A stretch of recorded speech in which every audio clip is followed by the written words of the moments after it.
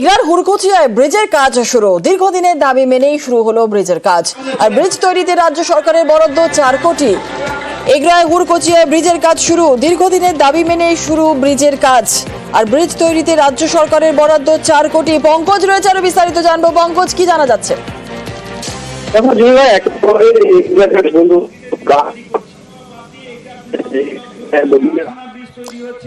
পঙ্কজ, স্থান পরিবর্তন করে কথা বললে সুবিধা হবে, কথা শোনা যাচ্ছে না। দেখো, এগুলা 2 নম্বর ব্লক গ্রামে, যেখানে গ্রামবাসীদের দাবি ছিলেন যে দীর্ঘদিনের যে বাঁশের সাঁকো ছিল, সেই সাঁকোর পরিবর্তে কংক্রিটের সাঁকো। সেক্ষেত্রে 4 কোটি টাকা বরাদ্দ হয়েছিল। আর সেই বরাদ্দ আনুষ্ঠানিক উদ্বোধন করে যেখানে আধিকারিক, যেখানে বিধায়ক ছিলেন, সরকারি যেখানে ছিলেন না, অর্থাৎ আধিকারিক এই কংক্রিটের বীজ উদ্বোধন করতে আছে নির্মাণে। সেক্ষেত্রে দেখা গেল যে পোস্টার লাগানো আছে, তৃণমূলের ব্যানার এবং পতাকা লাগানো আছে। সেক্ষেত্রে সরকারি প্রকল্পের উদ্বোধন করতে এই ব্যানার এবং পতাকা থেকে কিন্তু রীতিমতন কিন্তু রাজনৈতিক পর্যায় শুরু হয়। সেক্ষেত্রে বিজেপি কটাক্ষ করতে বাদ রাখেনি। তাদের যে দাবি, যেখানে সরকারি প্রকল্পের উদ্বোধন করতে এসে তৃণমূলের প্রচার করছে এলাকায়, সেই নিয়ে কিন্তু যথেষ্ট শোরগোল শুরু হয়েছে একেবারে গোটা বিষয় নিয়ে ইতিমধ্যে শুরু হয়ে গেছে রাজনৈতিক তরজা। এখানে পশ্চিমবঙ্গ সরকার চলছে না তৃণমূল কংগ্রেস চলছে, এটা আমরা মাঝে মাঝে বুঝে উঠতে পারি না। তৃণমূল কংগ্রেস বুঝে গেছে তার পায়ের তলায় মাটিগুলো শেষ হয়ে গেছে, তাই সরকারি প্রকল্পের উদ্বোধন করলেও তারা এখন ভিত্তি স্থাপন করতে পারছেন না। তাই সমস্ত জায়গায় তারা তৃণমূল কংগ্রেসের ব্যানার, তৃণমূল কংগ্রেসের প্রতীক লাগাতে হচ্ছে। এগুলো নোংরামো থেকে চরম নোংরামো। ব্যাপারটা হচ্ছে, আজকে কোনো জনপ্রতিনিধি, কোনো আধিকারিক ছিলেন না, জনপ্রতিনিধি ছিলেন। জনপ্রতিনিধিরা থাকার ফলে লোকাল ছেলেরা এটা করে তুলেছে। এটা সরকারি প্রকল্প ঠিক আছে, কিন্তু সরকারি আধিকারিকটাই যদি হতো তাহলে কিন্তু আমাদের এই প্রকল্পটা থাকতো না। জনপ্রতিনিধিরা সবাই তো আমার তৃণমূলের উৎসাহ করে লাগিয়ে দিয়েছে। সরকারি প্রকল্প উদ্বোধন, এই যে আপনাদের দলীয় পতাকা, এটা কি ঠিক? না, ঠিক না। বিজেপি কি বকটুই ভুলে গিয়েছে? ঘটনা 3 বছরের মাথায় নিহতদের জন্য বিজেপির তৈরি করা বেদিতে এখন অবহেলার ধুলো। 1 কিলোমিটার দূরে রামপুরহাটে সভা করলেন শুভেন্দু অধিকারী। বকটুইয়ে নিহতদের স্মরণ করল তৃণমূল।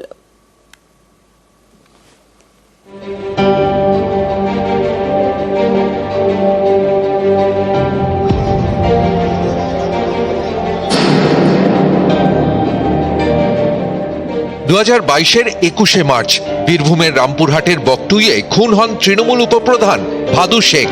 পাল্টা হামলায় বকটুইয়ের একের পর এক বাড়িতে আগুন ধরিয়ে দেওয়া হয়, 10 জনের প্রাণ যায়। এই ঘটনা ঘিরে তোলপাড় হয় রাজ্য রাজনীতি। শাসক তৃণমূলের বিরুদ্ধে আসরে নামে বিজেপি। সেই বিজেপি কি এখন বকটুই ভুলে গিয়েছে? প্রশ্নটা অনেকে তুলছেন, কারণ নিহতদের স্মরণে যে বেদি তৈরি করেছিল বিজেপি, ঘটনা 3 বছরের মাথায় সেখানে এখন অবহেলা। বিজেপির দেখা মেলেনি বলে দাবি স্থানীয়দের। বকটুইয়ের ঘটনার 1 বছরের মাথায় সেখানে যান শুভেন্দু অধিকারী। নিহতদের পরিবারের সদস্য মিহিলাল শেখ তার হাত ধরে বিজেপিতে যোগ দেন। এখন তার গলায় শুভেন্দুর বিরুদ্ধে ক্ষোভ। শুভেন্দু অধিকারী যে প্রথম বছর যেটা এসেছিল, যা কিছু দেওয়ার, সেটা তো আপনারা সবাই দেখেছেন। তারপরে তার কোনো কিছু নেওয়া দেওয়া বা কোনো ধরনের কোনো যোগাযোগ, কোনো কিছু নেই। বকটুইয়ের নিহতদের শ্রদ্ধা জানাতেও রাজনৈতিক টানাপোড়েন শুরু হয়। 2023 সালে বকটুইয়ে শহীদ বেদি তৈরি করে বিজেপি। 30 ফুট দূরে তৃণমূলও শহীদ বেদি তৈরি করে। এদিন সেখানে নিহতদের স্মরণ করেন ঘাসফুলের নেতারা।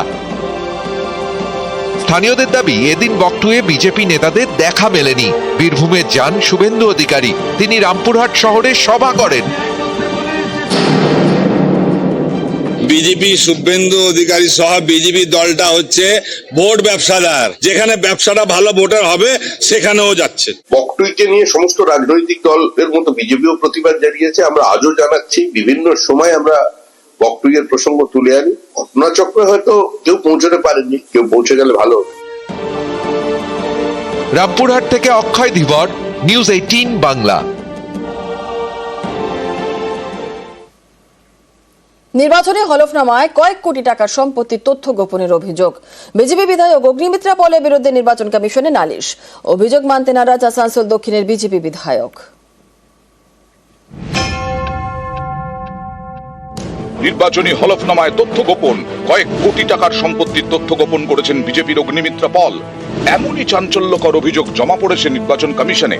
নালিশ গেছে রাষ্ট্রপতির কাছেও। দাবি করা হয়েছে কলকাতার হাজরা রোডে 1171 স্কোয়ার ফুটের বাড়ি রয়েছে অগ্নিমিত্রা পলের। এই ঠিকানায় 200 স্কোয়ার ফুটের গ্যারাজও রয়েছে। এই সম্পত্তির তথ্য নির্বাচনী হলফনামায় অগ্নিমিত্রা পল উল্লেখ করেননি বলে অভিযোগ। যে বাড়িটির কথা বলা হয়েছে সেই বাড়িটি আমার বাবার, এবং বাবার অ্যাকাউন্ট থেকে এই পুরো বাড়িটি যে টাকা পয়সার যে কেনা, বাবা লোন নিয়ে সারা জীবনের পুঁজি দিয়ে বাড়িটি কিনেছে। এই বাড়িটির সাথে, এই সম্পত্তির সাথে আমার আর্থিক কোনো যোগাযোগ নেই। 2021-এ বিজেপির টিকিটে আসানসোল দক্ষিণের বিধায়ক হন অগ্নিমিত্রা পল। অভিযোগ, পরের বছর অর্থাৎ 2022 সালে তার নামে কলকাতার হাজরা রোডের বাড়ির রেজিস্ট্রেশন হয়। এরপর 2024-এ তিনি মেদিনীপুর থেকে লোকসভা ভোটে লড়েন। অভিযোগ, তখন নির্বাচনী হলফনামায় এই সম্পত্তির উল্লেখ করেননি অগ্নিমিত্রা পল। এ নিয়েই নির্বাচন কমিশনে নালিশ জানিয়েছেন মেদিনীপুরের এক ভোটার। তার অভিযোগ উড়িয়ে পাল্টা আইনি লড়াইয়ের হুঁশিয়ারি দিয়েছেন অগ্নিমিত্রা পল। শ্যামল রয় বাবু যে কমপ্লেন জানিয়েছেন, আমি বলবো আপনি প্রস্তুত থাকুন। আমার তরফ থেকে একটি লিগ্যাল নোটিশ আপনার কাছে যাচ্ছে ফর ডিফেমেশন। পুলিশের কাছে যান, ইনভেস্টিগেশন করুন। Go ahead and do the investigation. আমরা যারা প্রতিনিয়ত আপনার এগেনস্টে কথা বলছি এবং আপনার সরকারের এগেনস্টে কথা বলছি, আপনি এগুলো দিয়ে আমাদের দমাতে পারবেন না। জানা গেছে রাজ্য বিজেপির এক নেতাও এ নিয়ে তদন্তের দাবি করেছেন। সত্য মিথ্যা যদি কেউ ওটা জানতে চায়, কমিশন যদি জানতে চায়, উনি তার তথ্য দেবেন ঠিকঠাক কিনা। বহু লোকের ক্ষেত্রে এরকম কমপ্লেন আসে, ইলেকশন কমিশনের হাতে আছে, ওরা ঠিক করবেন কি হওয়া উচিত। ভিতরের লোক, বাইরের লোক, আইনটিতে অনেক রকম রঞ্জিশ থাকে, কেউ না কেউ করে। কমপ্লেন করলে তার জায়গা আছে, ইলেকশন কমিশন দেখবে। অভিযোগটা ঠিক না ভুল, আমার মনে হয় এটা অগ্নিমিত্রা পলের এটা প্রকাশ্যে তা নিয়ে একটা সরাসরি স্টেটমেন্ট করা উচিত যে বা যারা এই অভিযোগগুলি করেছে, এই অভিযোগটা ঠিক না ভুল, কথা জাগলারি না করে অভিযোগটা ঠিক না ভুল, এটা অগ্নিমিত্রা পালেরই একদম সরাসরি প্রকাশ্যে বলা উচিত। নিয়ম অনুসারে সমস্ত কিছু হবে, তো তেমন কোনো বিষয় নাই। এখন হয়তো আমার মনে হয় না অগ্নিমিত্রা পালের কোনো প্রয়োজন আছে যে তার সম্পত্তি কি আছে না। সম্পত্তি কারো যদি থাকে সে তো ভালো কথা, সে তো নিজের সম্পত্তি পেয়ে ভালো আছে, করেছে। অগ্নিমিত্রা পালের বিরুদ্ধে তো চাকরি বিক্রি করার অভিযোগ নেই, অগ্নিমিত্রা পালের বিরুদ্ধে তো কয়লা পাচার করার অভিযোগ নেই, বা অগ্নিমিত্রা পালের বিরুদ্ধে গরু পাচার করার অভিযোগ নেই। কেউ যদি বৈধ উপায়ে সম্পত্তি করে সেটা লুকোতে যাবে না। নিউজ 18 বাংলা। খড়গপুরে ক্ষোভের মুখে রণংদেহী দিলীপ। রাস্তা উদ্বোধনে গিয়ে ক্ষোভের মুখে পড়লেন দিলীপকে দেখা যায়নি বলেই অভিযোগ তৃণমূলের। খড়গপুর পুরসভার 6 নম্বর ওয়ার্ডে উত্তেজনা এনে আঙুল উঁচিয়ে তৃণমূল বিজেপির তর্কাতর্কি।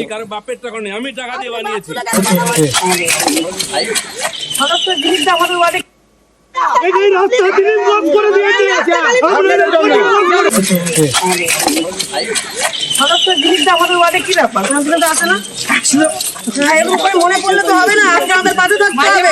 এমপি হওয়াতে তো আপনাকে একবারও দেখতে পাইনি স্যার, আপনি হঠাৎ করে টাকা দিয়েছি, কারণ বাপের টাকা নেই, আমি টাকা দিয়ে বানিয়েছি। কেন কথা বলছেন?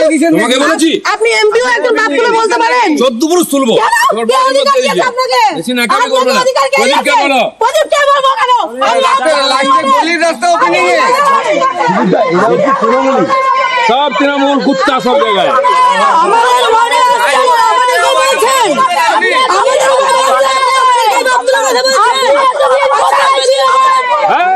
আমাদের গলা টিপে দেবো, তোর বাপ কে বলবে?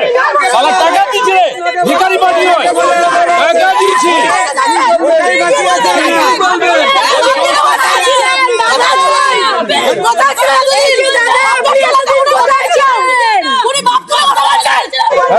কুত্তাদের চেঞ্জে দাও।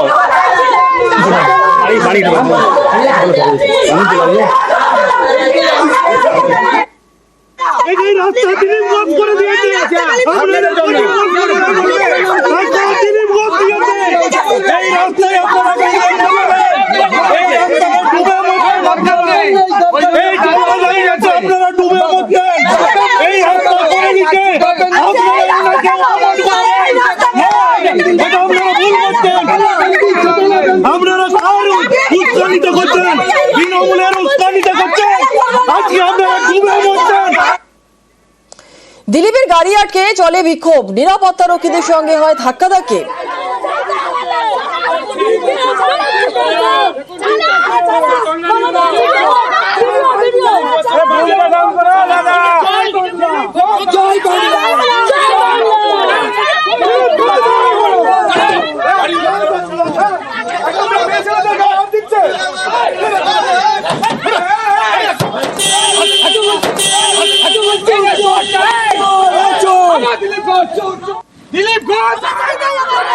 জিজ্ঞেস করছে কেন এসছেন, আমি টাকা দিচ্ছি, আমি উদ্বোধন করবো।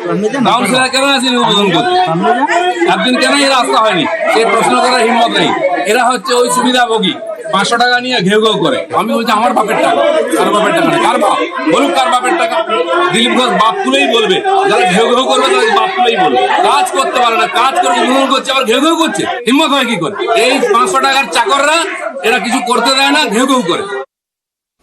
এতদিন কোথায় ছিল দাদা? আমাদের ছিল না, এত আমাদের যখন বাবার কিছু ছিল না, আমাদের বাপরা বলছে, আমাদের বাপরা বলছে না, কোনটা দেয় না কেউ। ওই বারবার রাস্তা বন্ধ সরকার বাপ মানে সরকার আমাদের বাপ ওটা গলা টিপে দেবে। উনি একটা ডক্টর এমপি আমাদের গলা টিপে দেবে। আরে এটা ভালো কাজ হচ্ছে, আমি বুঝতে পারি না, এতদিন আগে ভালো কাজ হয়নি। কাউন্সিলরের বিরুদ্ধে অভিযোগ তুলছেন দিলীপ ঘোষ, কেন তিনি আসেননি আর কাউন্সিলর কি বলছেন শোনাবো। দিলীপ বাবু আজকে যে কাজটা করেছেন খুবই লজ্জাকর কাজ করেছেন। উনি মহিলাদেরকে তুই তুকারি বাপ তুলে গালাগালি করেছে, মহিলাদের গায়ে হাত দিয়েছে। যদি কোনো রাস্তা উদ্বোধন করতে যায় তার নোডাল এজেন্সি পৌরসভা জানে না, কাউন্সিলর জানে না, না আমাদের কাছে অফিসিয়ালি কোনো খবর দেয়নি। উনি চলে গেছেন দল বল নিয়ে। এলাকার মানুষ স্পষ্ট করেছে মহিলারা যে এতদিন কোথায় ছিলেন, আর ওখানে যদি সত্যি তৃণমূল কংগ্রেস যেত উনি ঢুকতে পারতেন না।